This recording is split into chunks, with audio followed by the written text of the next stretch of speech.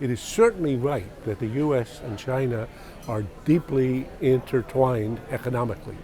And that this economic relationship, even though it's developed in a way that, as Trump says, is unfair, and even though China has indeed, I think Trump's right, taken advantage of us in this, nonetheless, all that being said, both Americans and Chinese are much wealthier than we would be if we didn't have this relationship. We need to adjust it, but it's now so thick that if we were to have a war between the U.S. and China, Walmarts would be empty. And Chinese factories would be producing stuff for who?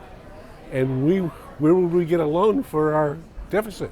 So basically, these are deeply intertwined economies. That's on the one hand.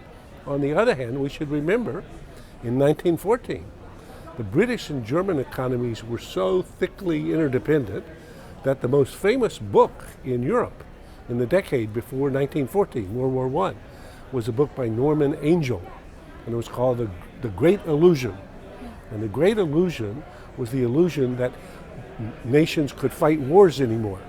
Because, as he said, the victor will lose more than he could gain by having a war, so neither Britain or Germany would ever have a war.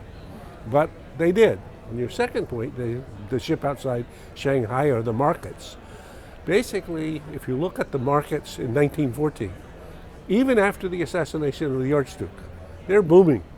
So sometimes markets reflect the wisdom of crowds, especially about events, but about fat tail risk, that is, events that have huge consequences but are low probability as a general matter, markets do less well.